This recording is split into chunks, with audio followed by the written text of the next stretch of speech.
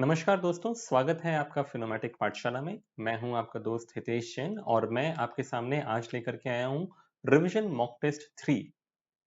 In the entire series of revision mock tests that we have created for you, there are 25 questions in each of these videos.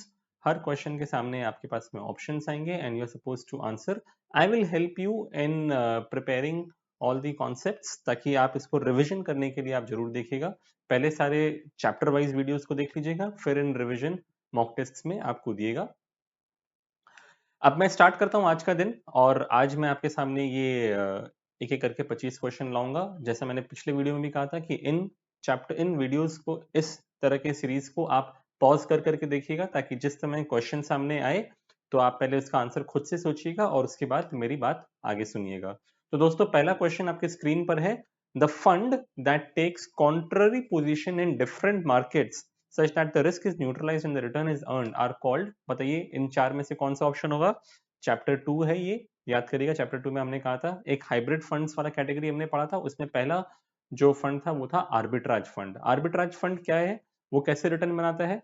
वो एक ही security के cash और future market के बीच के price difference के बीच में खेल के एक आर्बिट्राज रिटर्न्स बनाता है. मान लीजिए उसने रिलायंस इंडस्ट्रीज का कैश मार्केट में शेयर खरीदा और रिलायंस इंडस्ट्रीज का फ्यूचर्स को बेच दिया और उसके डिफरेंस का जो प्राइस है उसको लॉक इन कर दिया.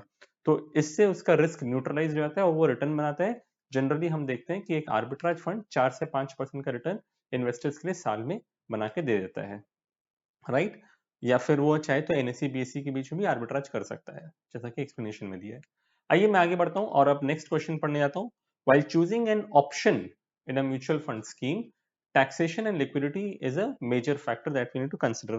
मतलब याद करिए ऑप्शंस क्या क्या होता है. ऑप्शंस होता है ग्रोथ ऑप्शन, एक होता है डिविडेंड जिसको हम आईडीसीडब्ल्यू कहते हैं, आईडीसीडब्ल्यू पे आउट ऑप्शन, आईडीसीडब्ल्यू री इन्वेस्टमेंट ऑप्शन.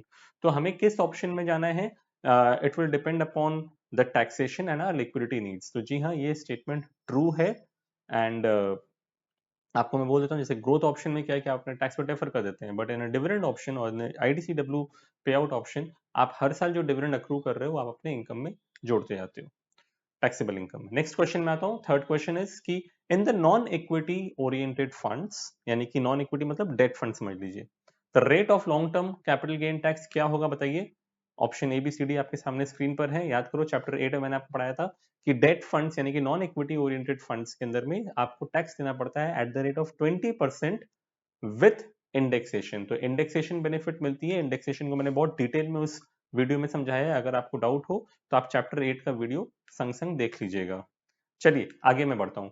नेक्स्ट क्वेश्चन है कि benchmarking helps in assessing the under performance और आउट परफॉर्मेंस. बताइए ट्रू है कि फॉल्स है. याद करिए दोस्तों, मैंने बेंचमार्क के बारे में क्या कहा था. अगर मैं कहता हूं कि मेरे बच्चे का एग्जाम में स्कोर आया 80%, बताइए अच्छा है कि बुरा है? कुछ जवाब नहीं दे पाएंगे. अगर मैं बोलूंगा कि क्लास में बाकी सारे बच्चों का स्कोर 60% आया और मेरे बच्चे का स्कोर 80% आया है, तो मैं बोलूंगा डेफिनेटली उसने बहुत अच्छा काम किया है. लेकिन वहीं अगर मैं कहूंगा कि क्लास में बाकी सारे बच्चों का स्कोर 95% आया और उसका 80% आया, तो हम कहेंगे कि उसने अंडर परफॉर्म किया है. तो सिमिलरली हर म्यूचुअल फंड स्कीम को अपना एक बेंचमार्क बताना होता है जो कि उसके एसआईडी में मेंशन रहता है, और उसी बेंचमार्क के कंपैरिजन में जब हम देखते हैं तो हमको मालूम पड़ता है कि हमारा पर्टिकुलर स्कीम जो है उसने बेसी रिटर्न बना के दिया है या उससे कम रिटर्न बना के दिया है. So this is the true answer, this is a true statement. It definitely helps us in assessing the performance of a scheme. Next question पे आता हूं. क्वेश्चन नंबर 5 आपके सामने स्क्रीन पर है. Which of the following types of analysis tracks the price and volume data. Again chapter 1 से ये question है. जो मैंने आपको बताया था कि दो तरह के जनरली रिसर्च एनालिसिस होती हैं म्यूचुअल फंड्स में. एक होता है फंडामेंटल एनालिसिस और दूसरा होता है टेक्निकल एनालिसिस. फंडामेंटल एनालिसिस वाला जो रिसर्च एनालिस्ट होता है वो क्या करता है, वो कंपनी के एनुअल रिपोर्ट को, बैलेंस शीट को, प्रॉफिट एंड लॉस अकाउंट को, कैश फ्लो स्टेटमेंट वगैरह वगैरह बहुत सारे डॉक्यूमेंट्स को स्टडी करता है और वो समझता है कि कंपनी का क्या शेयर का प्राइस होना चाहिए और अभी क्या प्राइस चल रहा है मार्केट में, और उस हिसाब से वो पैसे लगाता है. वो एक लॉन्ग टर्म दृष्टि को सामने रखते हुए पैसे लगाता है. That type of analysis is called as fundamental analysis. लेकिन टेक्निकल वाला क्या करता है, टेक्निकल वाले को कंपनी के फंडामेंटल से मतलब नहीं होता है. वो खाली कंपनी के प्राइस मूवमेंट का चार्ट स्टडी करता है. He tracks the price and the volume data and then decides कि what can be a good entry point or exit point from a particular stock. सो ये याद रखिएगा कि जो एनालिसिस हम प्राइस एंड वॉल्यूम डेटा को स्टडी करते हुए डिसीजंस लेते हैं, इसको हम टेक्निकल एनालिसिस कहते हैं। एक्सप्लेनेशन आपके सामने स्क्रीन पर है। नेक्स्ट क्वेश्चन पे आता हूं। The mutual fund application form, जो फिजिकल फॉर्म में जो लोग काम करते हैं, उस वो फिजिकल फॉर्म आपको क्या चीज के साथ मिलता है? किम, एसआईडी, एसएआई, बताइए किसके साथ मिलता है? आंसर है वो किम के साथ आपको मिलता है। तो किम याद करिए क्या था, वो 15 पेज का डॉक्यूमेंट था which was a summary of your SID and SAI. तो जनरली अगर आप किसी फंड हाउस से कोई एक फिजिकल एप्लीकेशन फॉर्म मांगेंगे तो आपको वो छोटा सा फॉर्म देगा जिसमें वो 4 पन्ने का एप्लीकेशन फॉर्म होगा और साथ में 15 पन्ने का किम लगा होगा उसके साथ में, राइट? तो आंसर आपके साथ सामने स्क्रीन पर है। 7वें क्वेश्चन पे आता हूं। AMC directors are appointed with the permission of SEBI, बताइए ये ट्रू है कि फॉल्स है? तो चैप्टर आई थिंक 3 में हमने ये डिस्कस किया था कि एएमसी डायरेक्टर्स जो अपॉइंट होते हैं वो ट्रस्टीज के अप्रूवल के बाद अपॉइंट होते हैं, ना कि सेबी के अप्रूवल के बाद। तो इसलिए इसका जवाब है false and AMC directors are appointed with the permission of the trustees. चलिए next question. Day to day management of the mutual fund, बताइए कौन मैनेज करता है? यूनिट होल्डर्स यानी कि इन्वेस्टर्स? बिल्कुल भी नहीं। Mutual fund trustees? नहीं। म्यूचुअल फंड ट्रस्टीज तो बड़े बड़े डिसीजन लेते हैं, वो रोज के कामकाज के अंदर में नहीं आते हैं। आरटीए कौन होता है? आरटीए तो भाई हमारा इन्वेस्टर का रिकॉर्ड्स मेंटेन करता है, वो थोड़ी कोई फंड हाउस को चलाता है। तो फंड हाउस को कौन चलाता है? फंड हाउस को एएमसी यानी कि asset management company fund house को चलाती है। The AMC only appoints the fund managers, the AMC only operates all the branch offices, and they only run the day-to-day management of the mutual fund. Next question बताइए। Stock selection एक बहुत ही important criteria है ना, bottom up approach, true और false? तो before I answer this question, याद करिए हमने कहा था कि रिसर्च करने के दो तरीके होते हैं, एक होता है टॉप डाउन अप्रोच और एक होता है bottom up approach. Top down approach के अंदर में आप पहले इकोनॉमी को स्टडी करते हो, फिर आप इंडस्ट्री पे आते हो, यानी कि आप सेक्टर एलोकेशन चूज करते हो और फिर आप कंपनी पे आते हो। ये हो गया टॉप डाउन अप्रोच। और बॉटम अप में क्या करते थे कि आप सबसे पहले स्टॉक सिलेक्शन करते थे कि हाँ, of all the companies that I have seen, I really like this company. जब मैंने एक मन बना लिया कि मुझे इस कंपनी का स्टॉक खरीदना है, तब फिर मैं उसके सेक्टर या इंडस्ट्री को स्टडी करता हूँ और फिर मैं उस कंट्री के इकोनॉमी को स्टडी करता हूँ और उसके बाद मैं डिसीजन लेता हूँ। सो इन बॉटम अप, जहां पे आप नीचे से ऊपर जा रहे हो, वहां पे सबसे इंपॉर्टेंट होता है सबसे पहले इंडिविजुअल स्टॉक को सिलेक्ट करना। तो इसलिए इसका आंसर ट्रू है, राइट? टॉप डाउन के अंदर में सेक्टर एलोकेशन हमारा मेजर डिसीजन मेकिंग क्राइटेरिया होता है। Next question. In mutual funds the assets are held by, बताइए म्यूचुअल फंड्स में जो भी फंड मैनेजर आपके नाम पे शेयर्स खरीद रहा है वो किसके पास रहते हैं? तो ये चैप्टर 3 में हमने कहा था and that is also one of the safety measures that we have in the mutual fund industry कि म्यूचुअल फंड के अंदर में एसेट्स जो होते हैं वो कस्टोडियन मैनेज कर, वो कस्टोडियन के निगरानी में रहता है। Custodian is that get keeper, जिसको मैं कहता हूँ चौकीदार, जो कि आपके सारे एसेट्स की देखभाल करता है। इनफैक्ट अगर कोई भी फंड मैनेजर ने शेयर खरीदा या बेचा, उसको एक्सेप्ट करना या उसकी डिलीवरी लगाने का काम भी कस्टोडियन का ही होता है। कस्टोडियन जनरली कौन होते हैं? कस्टोडियन जनरली बैंक्स होते हैं, for example Citibank, Standard Chartered Bank. Generally आप देखिएगा कि म्यूचुअल फंड्स के कस्टोडियंस ये बैंक्स होते हैं। Next question. SOA यानी कि statement of account is to be sent to investors within how many days of NFO closure? 3, 5, 10, 30, इतना याद रखिएगा। NFO से रिलेटेड अगर कोई क्वेश्चन है तो जनरली उसका आंसर 5 ही होगा। ये मैं आपको ऐसे ही समझा रहा हूँ, बट एक्चुअल में फैक्ट ये है कि NFO जब खत्म होता है उसके 5 दिन के अंदर में कस्टमर को यूनिट्स अलॉट हो जाने चाहिए और उसको SOA चला जाना चाहिए। चलिए next question. An investor invested in scheme A, जब उसका प्राइस था 120 रुपया और जब उसने प्राइस निकाला, जब उसने यूनिट बेचा तब उसका प्राइस था 135 रुपीज। बताइए उसका सिंपल रिटर्न क्या हुआ? तो दोस्तों याद करो, मैंने आपको रिटर्न्स जब पढ़ाया था तो एक सिंपल रिटर्न था, एक एनुअलाइज्ड रिटर्न था और एक कंपाउंडेड रिटर्न था। सिंपल रिटर्न के अंदर मैंने आपको क्या सिखाया था कि भाई खरीद प्राइस और बेचने का प्राइस डिफरेंस निकाल लीजिए, divided by the cost price, that is your simple return. तो 120 में खरीदा, 135 में बेचा, प्रॉफिट कितने का हुआ? 15 रुपए का हुआ। तो 15 रुपया over 120 is how much percentage of return?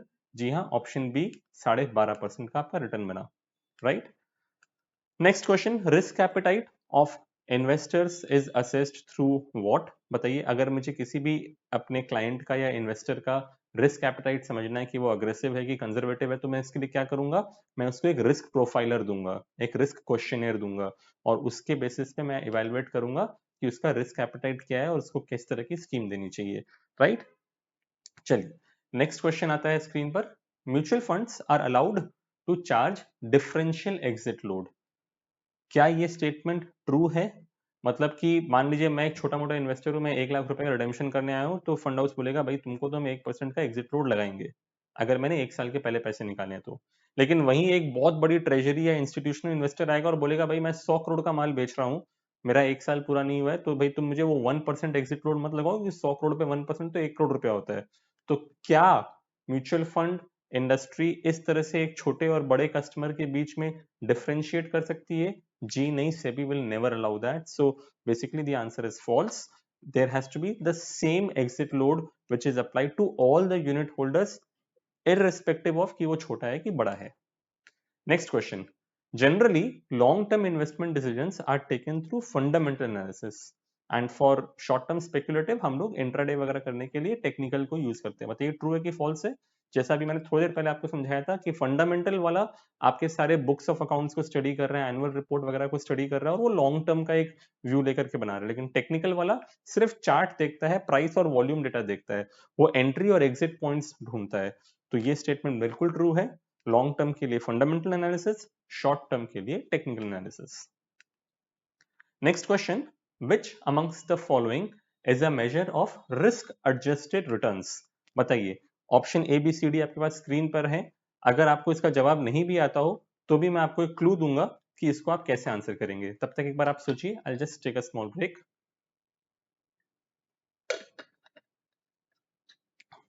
Okay, so I hope आपको याद होगा कि ए बी और सी ऑप्शंस जो हैं ये सब रिस्क को मेजर करने के वेरियस पैरामीटर्स हैं, राइट?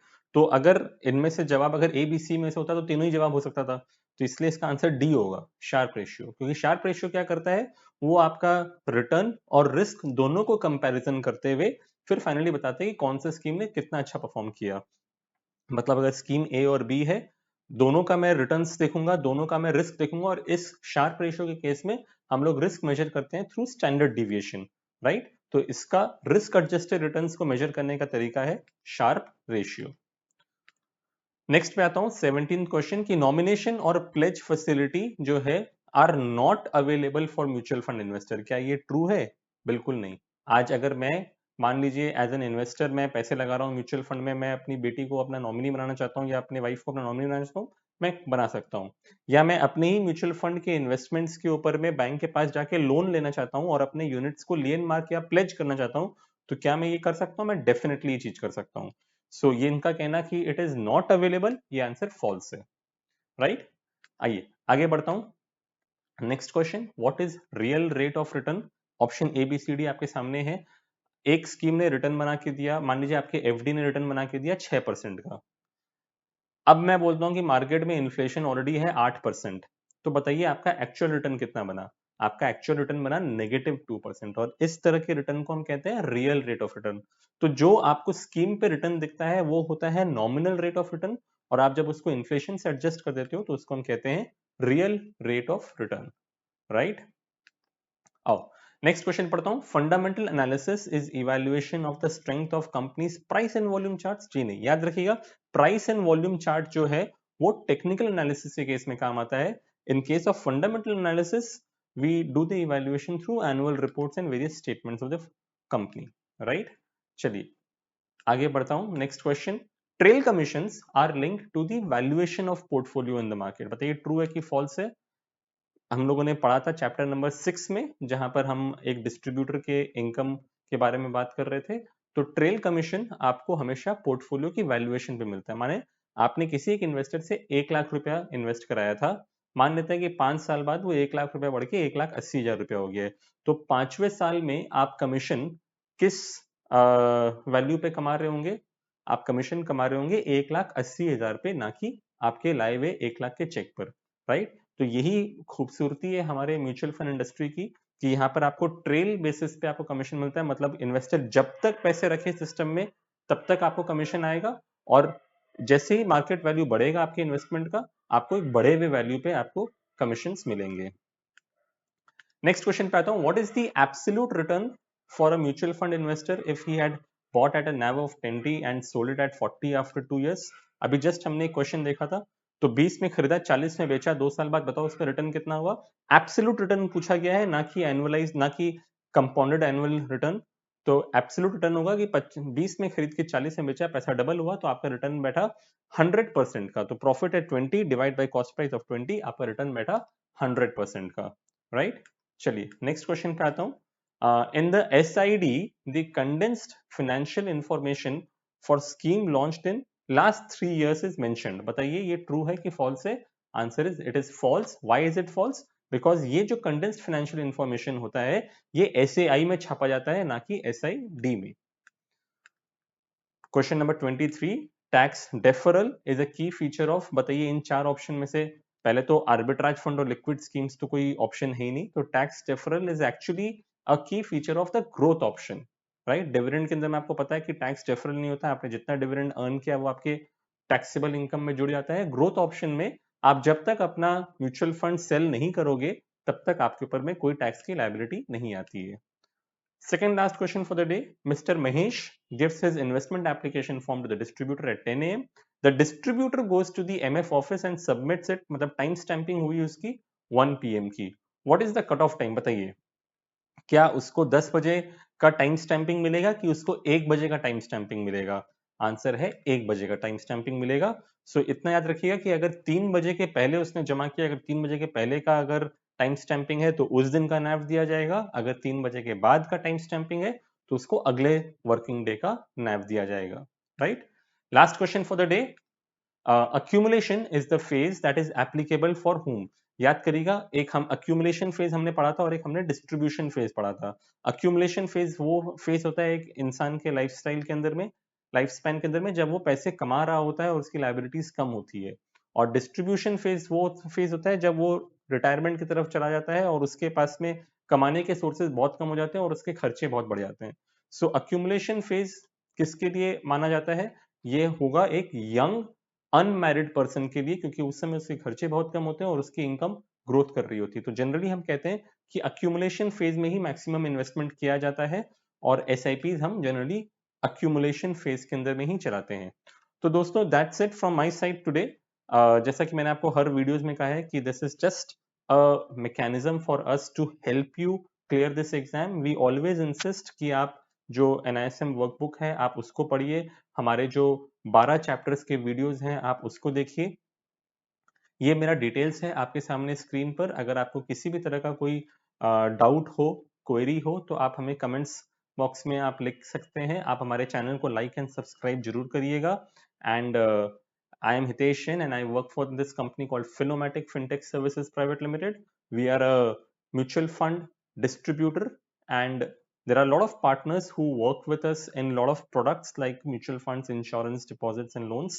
सो ये याद रखिएगा कि म्यूचुअल फंड में अपना करियर स्टार्ट करने के पहले आपको NISM 5A एग्जाम क्लियर करना जरूरी है और हमारे सारे पार्टनर्स इसी तरीके से NISM 5A एग्जामिनेशन क्लियर करके हमारे साथ एज एन ARN होल्डर काम करते हैं। थैंक यू दोस्तों। कोई भी क्वेरी होगी we will talk in the comments box. Till then thank you from my side for today. Will see you soon. Thank you.